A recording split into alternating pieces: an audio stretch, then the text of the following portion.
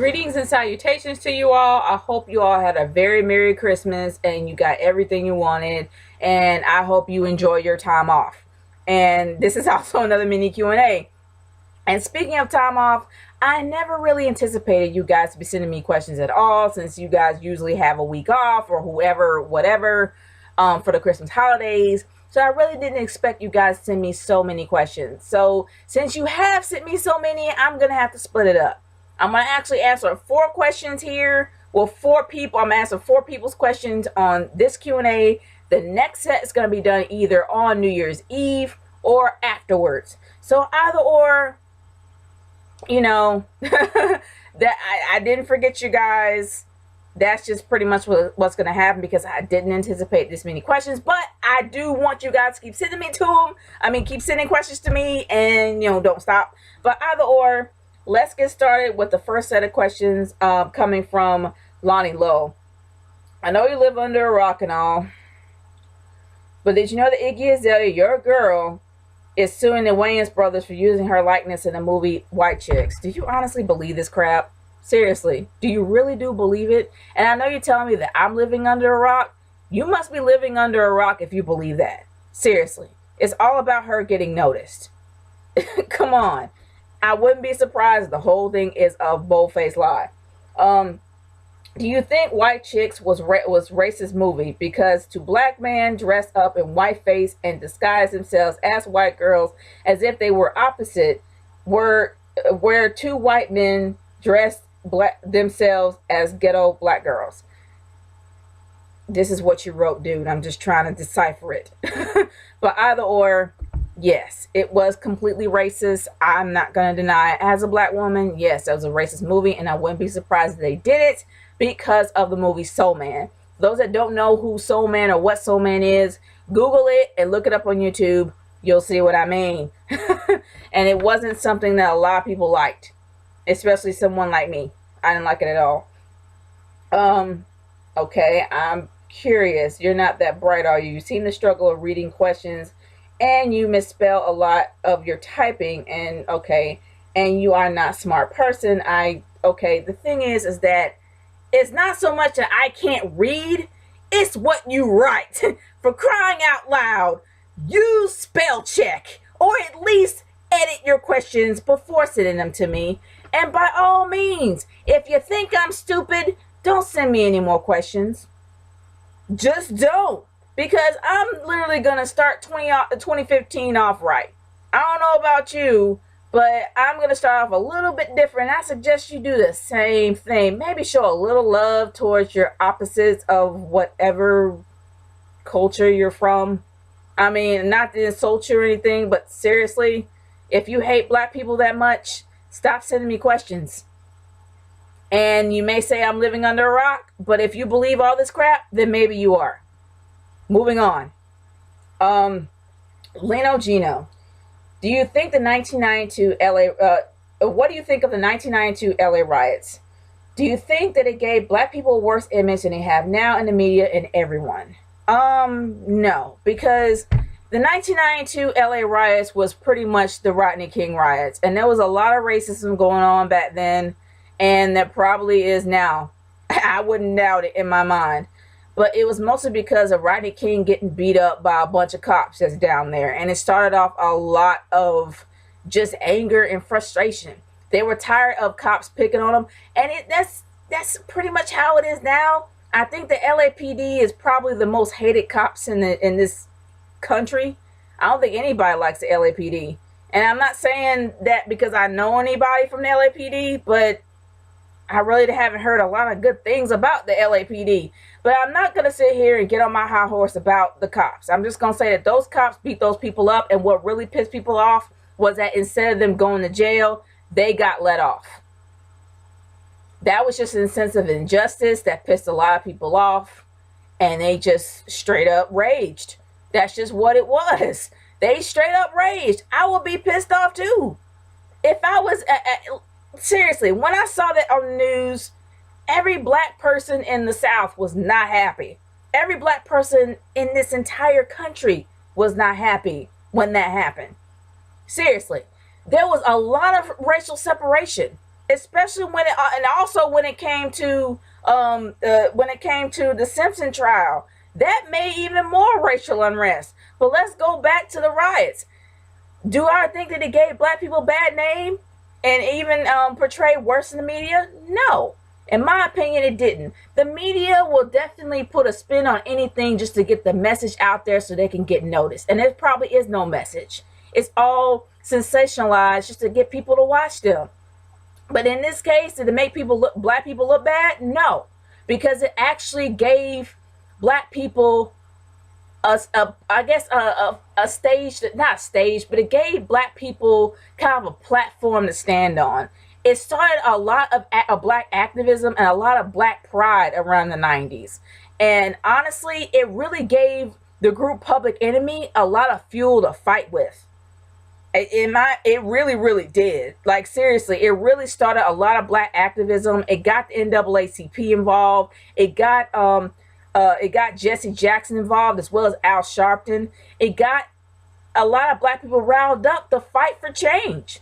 So even though it started off in a negative way, it kind of started off in a more political, positive way. In a way, it kind of gave black people a platform to fight with. So even though it started off bad, which it was bad, it actually did kind of portray Rodney King as somewhat as a victim. Not only a victim, but also as a hero as well. The guy was practically put on a pedestal after that. And even though those guys got let off, it actually did kind of it gave him some sympathy. So in a way, the media kind of helped him there. So I don't think that black people look bad. It actually did kind of give racism a huge light. That's just how I see it. Do I think it's worse than Ferguson's? Honestly, I would say Ferguson was way worse, because unfortunately, I don't think Ferguson actually did have any kind of positive outcome coming out of it. And I know it kind of sounds strange to the fact that it's a riot. You're like, we're going to riot and have a positive outcome. Even though it started off negatively, if it goes in direction for change, I always see that as positive. That's what happened with the 1992 LA riots or the Rodney King riots. It actually did start off bad, but in a way, it was going in a direction for change. And even though there's still some racism now, it actually back then gave racism a huge light with the American public. So in a way, it did go into a direction for change. I can't say the same thing for Ferguson. Unfortunately, I don't think it did. That's just my thoughts personally. Thoughts on Kanye West. I'm not a fan of his, and I'm not going to rant about him anymore. I think that he's full of himself, and I'm just going to move on from there. There's no point in ranting about Kanye West anymore. Did you know that Iggy Azalea flipped off her fans because her fans booed because she ignored them? I wouldn't be surprised if she's doing it just to get noticed. Iggy Azalea is getting a lot of flack because of her style. And honestly, and going to your last question, and I know I'm skipping ahead here of why I like her because of the fact that she is pretty talented. She's talented, she got flow, she's very skillful, but she's being hated on not only by her peers, but also by black people and white people for sounding black. How can you sound black? Seriously, you can't really sound black, you just sound. That's just me personally. And people saying that they sound black because of they ghetto twang and all this other stuff. I'm going to be real with you. You can't sound black. You can just sound you.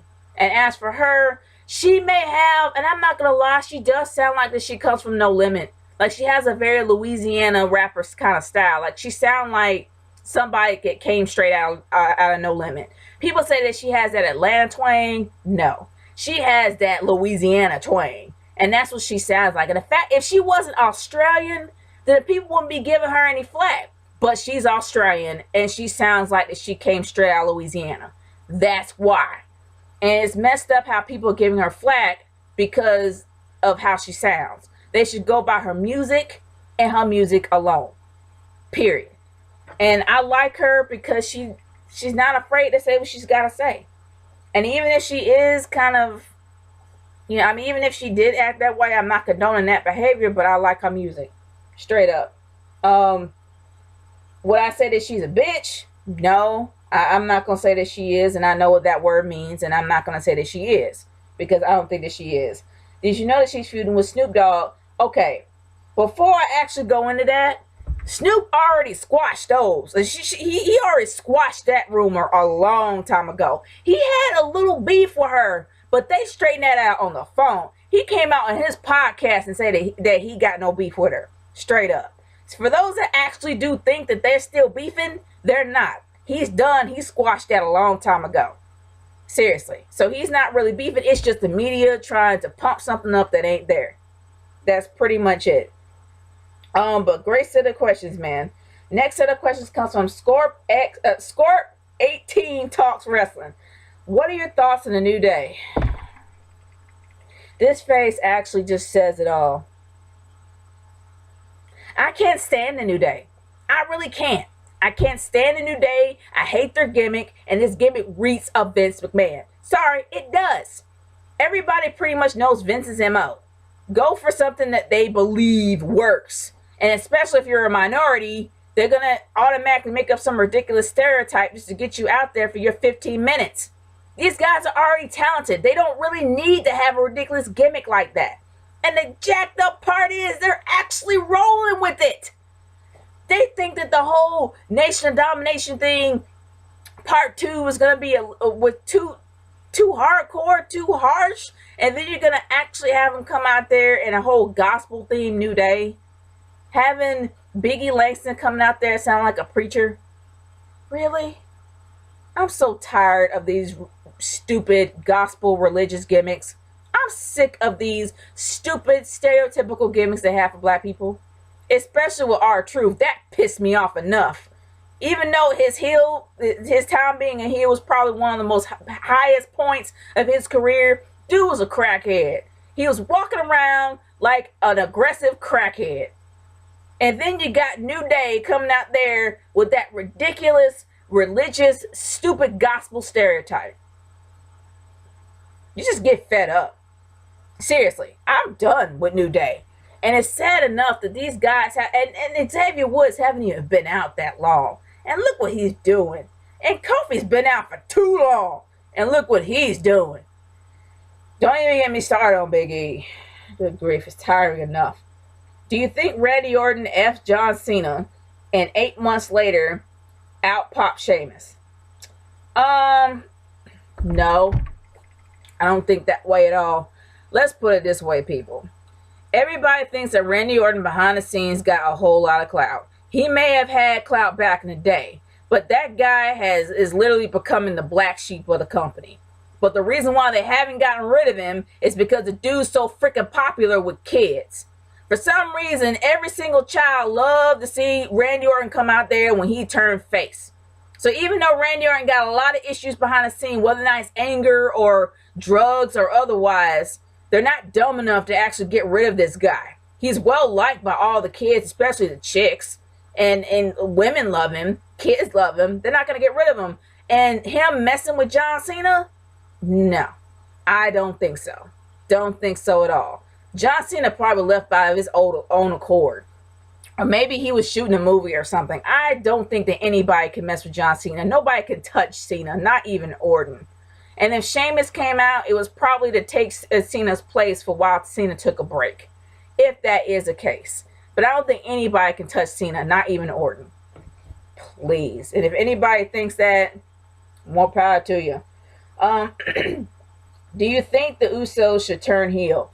Good grief, no. No, that's worse than Cena turning heel. I said it. Yes, it's worse than Cena turning heel. It'll be great to turn heel if you're good at it, but the Usos suck at turning heel. They even suck at revenge. Seriously, I like the Usos because the Usos are great high flyers. Not to mention I love Rikishi and they're great performers. But good grief. No, they would suck at turning heel. They even had the most boring title reign in tag team history. So for real, if they honestly turn heel, I would not be interested at all. I really wouldn't unless they actually made it a bit dark, which I doubt they would, is PG. So yeah, it would suck. A lot more than Cena going heel. Yeah, I said it. Who would you pick to win the Royal Rumble? Why pick? We already know who's gonna win. Roman Reigns! Don't get me wrong. I love Roman Reigns when he first came out. When he was with the Shield, he was the enforcer. He was awesome. He was spectacular. I loved every bit of him. No lie. I absolutely loved him. I loved him. I enjoyed it. I thought it was awesome. I mean, I thought he was awesome, especially with the Shield.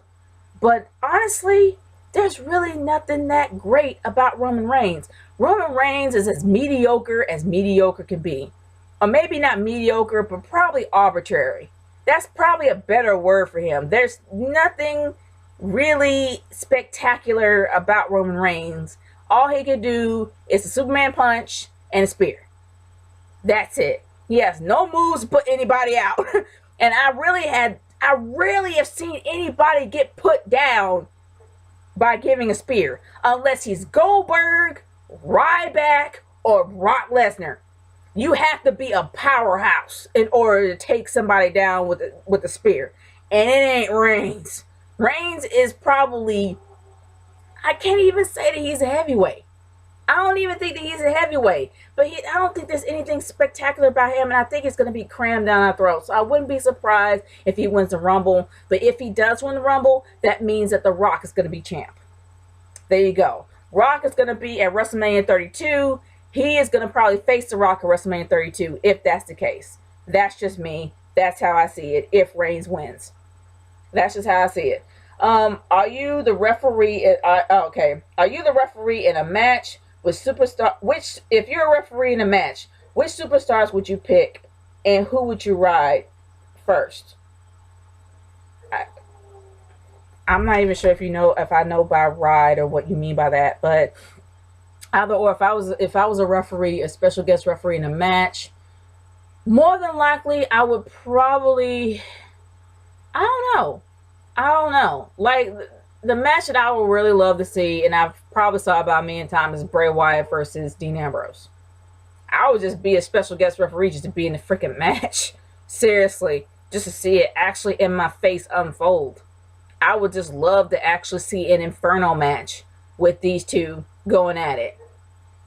Just to keep it in order. I would love to see an Inferno match with somebody, like literally an Inferno match with somebody probably gets singed. I don't know, maybe that seems a little diabolical, but I don't know, either Inferno match or First Blood match or a casket match with The Undertaker. Yeah. I would have to say not Dean Ambrose and The Undertaker. Probably Bray Wyatt, The Undertaker, and maybe Dean Ambrose thrown in there.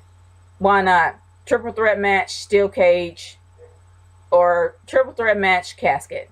Yeah, I'll just leave it at that. Triple threat casket. With those three guys. Are there any other women that talks about wrestling on YouTube? Any other women? I really don't know anymore. Like, there used to be a lot of women on YouTube that actually do talk about wrestling, but unfortunately, either they dropped out for their own personal reasons or they got bullied out. So, there probably are. I know that Nutty Rock Chick occasionally does reviews. I haven't really seen her reviews often. I don't really watch a lot of wrestlers' reviews that often anymore. But I know she does reviews. Then you got the Wrestling Princess that actually did do reviews at one time. I don't know if they do it anymore, but Nutty Rock Chick does it occasionally, especially if it's a really big pay-per-view. Like, she'll probably do maybe the big four, but she doesn't do Raw reviews every single night. There was a few other women that actually did do it that I love. Hannah Banana Bob. I love her. But she doesn't really do it anymore. You know, she got married, her life has changed, stuff like that has happened. And there were a lot of people, Anna Little used to do it, but I think she got bullied, and I don't really see her do a lot of wrestling reviews anymore. She may still have her channel. I just haven't really looked. I haven't really seen any updates lately, because I actually did subscribe to her.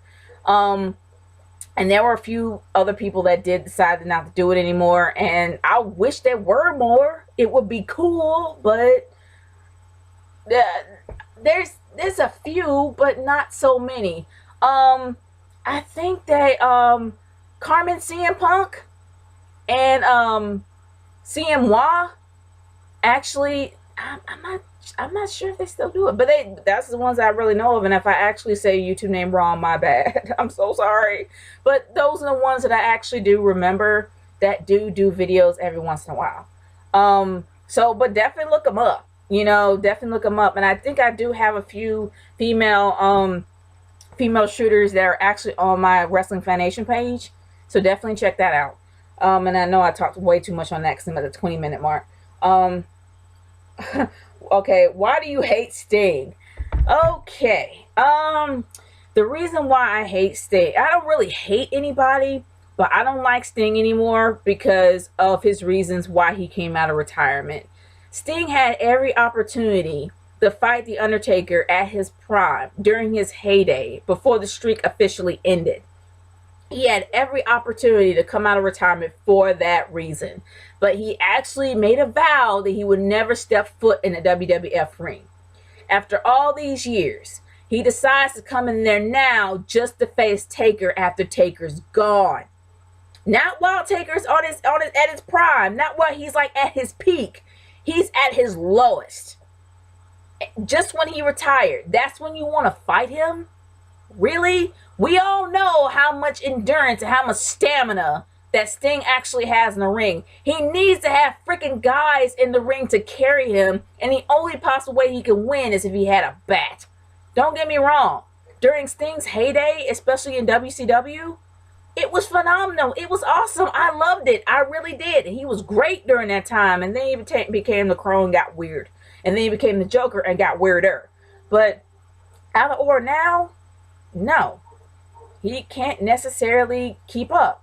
He just can't. I'm sorry. And the fact that he's choosing Taker to fight now shows me that he can't keep up. But it doesn't really matter because he's going to be facing Triple H.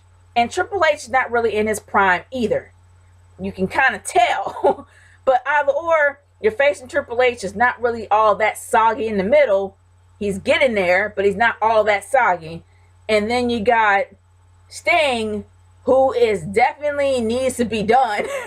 And you got these two guys going at it. So in a way, Sting is not really getting what he wanted. So I really wouldn't be surprised if he really does have to do the match. So either or, I got no respect for Sting because Sting could have actually did come during the Undertaker's heyday to fight him and fight him fair and square, whether it's one night or otherwise. But he chooses when he retires to try to come out for his last hurrah. Don't think that Sting's going to be coming back after WrestleMania 31. He's not. His plan was to face Undertaker and be done. Now that he can't face Taker, he's facing Triple H. So that means you're probably going to see him until maybe the next WrestleMania. Rats. I wish he would just retire and stay gone. That's just me. But that's the reason why I don't like Sting. All in that order. Should Taker retire or have one more match? Retire. Everybody is all up in arms because of the fact that Brock Lesnar was the guy that took out Taker. I would have been satisfied if Taker lost at WrestleMania 27 because it shows that Taker was struggling throughout that match. They practically it was an hour and a half. They put on that rugged, tough, brutal, broken, bleeding mess of a match for an hour and a half. I don't give a crap what people say. Some people be like, oh, it was 20 minutes. No, I was freaking there. It was an hour and a half. He put everything, his blood, sweat, and tears into that match. And he could not even walk out. He had an electric gurney take him out of the freaking ring.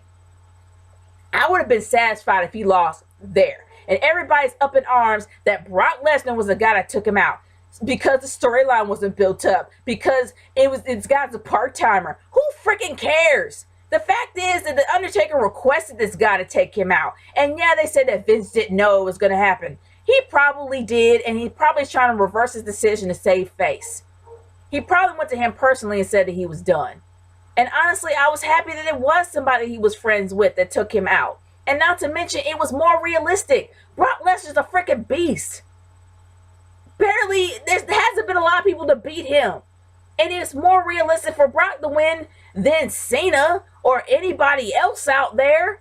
There was nobody that could keep up with Taker except for Brock. And he trained with him. Made sense. So honestly, in my opinion, I think he should stay gone. If he comes back, it'll make the streak look weak. it won't have any weight if he comes back. That's me. It won't have any weight if he comes back. But of course, fans will be up in arms if he didn't come back anyway. But anyway, my last set of questions comes from Final Limits, and I'm at the 25-minute mark, so I'm going to try to make it quick. Is Hilary Duff the only Disney star who didn't become a slut or a drug addict? I know, cough, cough, Miley. I have no idea. I don't really keep track with ex-Disney stars, but I don't know. Hilary Duff, she lost a lot of weight. She had veneers and her teeth kind of looked like a horse, but she got that fixed and she got pregnant, got married, and moved on with her life. I'm not going to necessarily say that all the Disney kids are screwed up, but some of them unfortunately didn't have the opportunity to grow up the way they wanted. So I hope that they all aren't screwed up, but I don't think that Hilary Duff, I mean, I don't know that much about her. You know, I don't know much about her outside of Disney, but so far she does look like she has a pretty stable life compared to everyone else. What are your thoughts on Hilary Duff and her older sister Haley? Haley, even though Haley was the older sister, it kind of made her look like she was kind of riding the coattails of her younger sister, especially when Lizzie McGuire became really popular. So even though Haley was out there way before her, like Haley was in any movies and doing a lot of stuff way before Hilary Duff actually got noticed. But unfortunately, Hilary Duff got more fame than her older sister. So when Hilary Duff and Haley Duff started doing like songs and stuff together, it just looked like that Haley was riding her coattails. That's pretty much how it looked. But Haley is actually pretty talented. Unfortunately, she's just not getting the credit that she deserves because she's kind of being eclipsed by her younger sister, which is kind of messed up. Is Hilary better looking than her older? Is Hilary the better looking sister? I think they're both attractive. I think that Hilary Duff was cuter when she was much younger, and she actually had a lot fuller face. She looks different now. She looks a lot thinner. I don't know. She kind of looks different to me. But either or, they're neither one of them are ugly. It's just that Hilary doesn't look the same. She's lost so much weight in her face. Her whole body is skinny. I'm not saying that's bad, but she just looks different. But either or, they're really attractive, and neither one of them are ugly to me. What if Duff was a child star, teen star today, and would she have been a hot mess like Miley, Demi Lovato, and Amanda? Oh gosh, Amanda Bynes. Honestly, I think that Hilary Duff was actually, she wasn't around the time of Demi Lovato and Miley Cyrus. They were actually in that same time frame. But I do think that Hilary Duff was around the same time as Amanda Bynes. I think that Amanda Bynes probably came around maybe a few years after her. But either or, you know, Amanda Bynes chose to go in that direction. Everybody has a choice. Everybody has a choice, whatever direction they go. And she went in that direction, and that was her choice, pretty much. What teen stars do you see becoming a hot mess in the near future? My prediction is Ariana Grande, Jeanette McCurdy, and Emily Osment. I really haven't heard much about Emily Osment lately. Jeanette McCurdy, I don't know. She's probably the polar opposite of her Sam character. But Ariana Grande, if she's not careful, she probably might. I'm not going to say that she would be. But honestly, from her videos and how she's acting, come on. You don't want to go that route. Like, seriously, you just don't want to be headed in that direction. You don't, and she's trying way too hard to be sexy. And seriously, I just hope she don't go that route. And I'm not going to predict Ariana Grande. I don't want to make any predictions of somebody's future, especially if it's in a negative way. I'm just going to say if Ariana continuously goes the route that she's going, yeah, it really won't look that great. But I hope that they don't. I'm not hoping that they do. Is Kylie Jenner the next one in line since she's dating a black gangster rapper called Tyga? I'm not gonna really say that. I doubt that they're dating. Seriously, I really, really doubt that they're dating. And Kylie is trying so hard to be noticed. It's not funny. It's like all of her sisters got jobs. All of her sisters gets noticed in some other way. Even everyone knows about Chloe, whether or not Chloe is in a negative way. But everybody knows about Kim. Everybody kind of knows about Kourtney. So a lot of people know about Khloe and think that Khloe is pretty much a favorite. And Kendall got a job. So she's the only one without direction. So let's just hope that this is not something that she needs to try to get noticed for. And I wouldn't want to get noticed for that. That's just me personally. But yeah. I really don't think that she's edgy either. I think that she's just 17 and she's just trying to find herself, especially depending on where she's at. Because all of her sisters are way more noticed and further along in their careers, and she doesn't really have any direction. So that could be the case just for her. But anyway, let's move on to the last question that you have for me. Are Bruce and Kris Jenner terrible parents to Kylie and Kendall? The one thing I'm going to say is this. I'm not a parent, and I'm not going to get on my high horse about that, but I will say this. There's a lot of things that I know that a lot of parents will not like seeing their kids do, either on Instagram or on television. And as well known as the Kardashians are, well, I guess I'm going to say the Jenners are, then I'm not going to say that they're terrible parents. I'm just going to say that they're only doing what they know. They're doing what they know, and that's what they're trying to do. All I know is that Kendall got a job, and she's a model going all over the world, making her own money, moved out, got her own place, and she's moving forward. As for Kylie, they probably need to work a bit more with her, just to try to give her a direction on where to go. But it looks like that all their daughters got a job. They may need to work on Rob and Kylie, but either or, I'm not going to really say that they're bad parents. I'm just going to say that at least the rest of them got jobs and they got their own homes and they moved out. That's pretty much all I can say about that. But y'all, thank y'all so much for sending me questions. By all means, send me more at my YouTube inbox or send it to me via Twitter at RKH30 #InstaGirlQ&A. Like I said, for those questions that I did not get to, you will hear from me either on New Year's Eve or sometime after. Peace out, y'all. I will see you later.